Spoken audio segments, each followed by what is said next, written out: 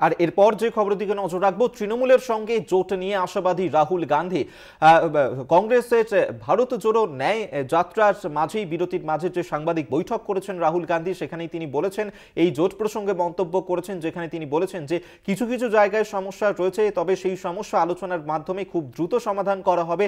তবে তৃণমূল কংগ্রেসের সঙ্গে জোট নিয়ে আশাবাদী রাহুল গান্ধী, এবং এই নিয়েই আজকে মন্তব্য করেছেন রাহুল গান্ধী, যেখানে জোটের প্রক্রিয়া নিয়ে গঠনমূলক কথাই চলছে এমনটাই বলেছেন রাহুল গান্ধী। তিনি জানিয়েছেন যে সমঝোতা নিয়ে হয়তো কোথাও কোথাও সমস্যা রয়েছে, তবে এই নিয়ে আলোচনা চলছে, খুব দ্রুত সেই সমস্যা সরিয়ে সহজ সমঝোতা সম্ভব, এমনটাই জানিয়েছেন রাহুল গান্ধী। সামনেই লোকসভা নির্বাচন, সেই লোকসভা নির্বাচনের আগেই এখনো পর্যন্ত ইন্ডিয়া জোটের ক্ষেত্রে আসন রফা চূড়ান্ত হয়নি। তারপরেই আজকে তৃণমূলের সঙ্গে জোট নিয়ে আশা প্রকাশ করেছেন রাহুল গান্ধী। কি বলেছেন রাহুল, শোনাবো।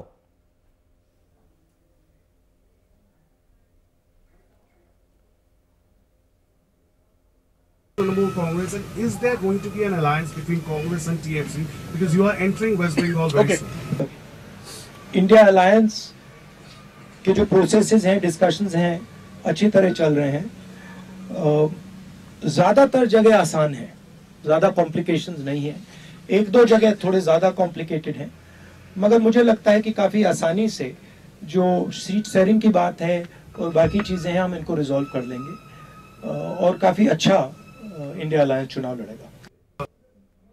আপনাদেরকে শোনালাম রাহুল গান্ধীর মন্তব্য। আমরা এই নিয়েই কথা বলবো। আমাদের সঙ্গে টেলিফোনে রয়েছেন বিশেষ প্রতিনিধি সুচন্দ্রিমা। সুচন্দ্রিমা, সামনেই লোকসভা নির্বাচন, তার আগে তৃণমূলের সঙ্গে জোট নিয়ে আশা প্রকাশ করেছেন রাহুল গান্ধী, কিন্তু জাতীয় স্তরে যে ছবি আমরা দেখতে পাচ্ছি, রাজ্য স্তরে সেই ছবিটা একেবারেই আশাজনক নয়। সেখানে কংগ্রেসের সঙ্গে তৃণমূলের যে ধরনের সম্পর্ক আমরা দেখছি, সত্যি কি সেই সমস্যা কাটিয়ে উঠে এই জোট সম্ভব হবে, কি মনে করছে কংগ্রেস?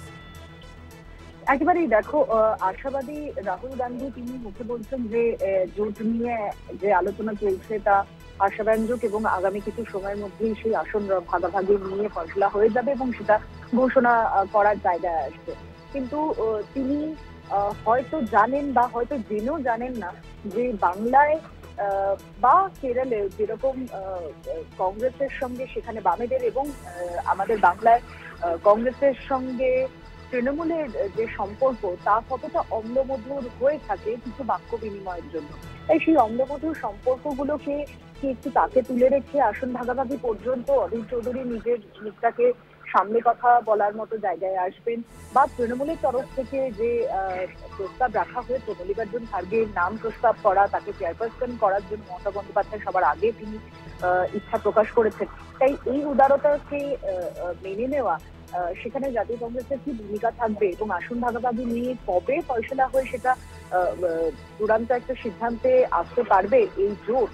কারণ শুধুমাত্র রাজ্য বলে নয়, বাংলা বলে নয়, এখানে তৃণমূল কংগ্রেস এবং তাদের মধ্যে জোট হয়ে গেল এবং বাকি জায়গায় বনিবনা হলো, তা কিন্তু জোটকে অনেক ক্ষতি করতে পারে। তাই ইন্ডিয়া জোটের জন্য যে ফয়সলা হবে তা কিন্তু প্রত্যেকটি দলের সিদ্ধান্ত সহমত পোষণ করবেন যারা, তাদের ঐক্যবদ্ধ হওয়াটা খুবই জরুরি।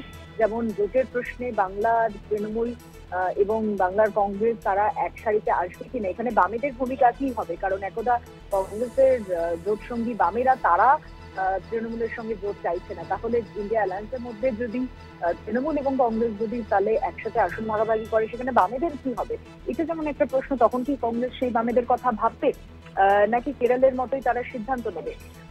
অন্যদিকে বিহারের ক্ষেত্র বা অন্যান্য রাজ্যের ক্ষেত্র যদি আসন ভাগাভাগি একসঙ্গে সব রাজ্যে ঘোষিত না হয়, তারপর একের পর এক যদি কোনো রকম ভাবে টালবাহানা আসতে থাকে, মতের বৈরিতা আসতে থাকে, সেটা কিন্তু সব রাজ্যের ক্ষেত্রে একটা প্রভাব ফেলবে বলে মনে হয়। তাই আমরা বেশি এখন মনোযোগ দিয়েছি বাংলার ক্ষেত্রে, কারণ উত্তর পূর্ব ভারত থেকে একেবারে অসমের পরেই বাংলাতে প্রবেশ করবে ভারত জোড়ো যাত্রা, এবং আমরা যেহেতু বাংলার নিউজ চ্যানেল এবং আমাদের আগ্রহটা বেশি এই রাজ্যের ৪২টা আসনে কংগ্রেস, তৃণমূল কংগ্রেস, বিজেপির রাজনৈতিক ছকটা কোন জায়গায় দাঁড়িয়ে, বামেদের ভূমিকা এখানে কি থাকবে, এবং তারা সংসদীয় গণতন্ত্রের মধ্যে নিজেদের অবস্থানকে স্পষ্ট করে যদি এই আসন ভাগাভাগির মধ্যে জোটের সঙ্গী হয় তৃণমূলের সঙ্গে, তাহলে তাদের মত কি থাকবে।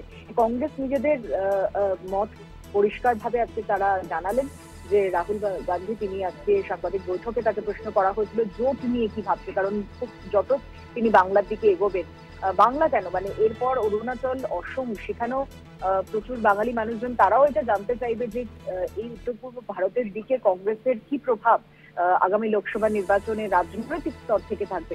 তাই জোট এখানে একটা বড় প্রসঙ্গ, এবং জোটের আসন রফা যতক্ষণ না হচ্ছে ততক্ষণ কিন্তু এই প্রশ্নবান কংগ্রেসের দিকে, রাহুলের দিকে অবশ্যই আসতেই থাকবে, এবং তিনি পক্ষান্তরে পরবর্তী সময়ে উত্তর বদলান কিনা সেটাও একটা নজরে রাখার মতো বিষয় অভিক।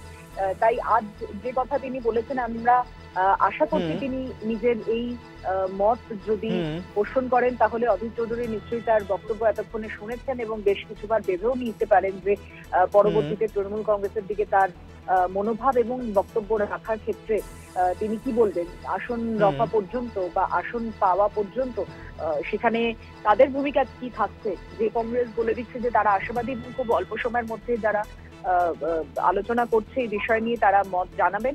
তাই আশাবাদী প্রত্যেকটি দল নিশ্চয়ই, কিন্তু তারা কি সিদ্ধান্তে আসছে এটাই আমরা জানতে চাই আপাতত। একেবারেই সুচন্দ্রিমা, এদিকে আমাদের অবশ্যই নজর থাকবে। আপাতত ধন্যবাদ। বিশেষ প্রতিনিধি সুচন্দ্রিমা আমাদের সঙ্গে টেলিফোনে ছিলেন।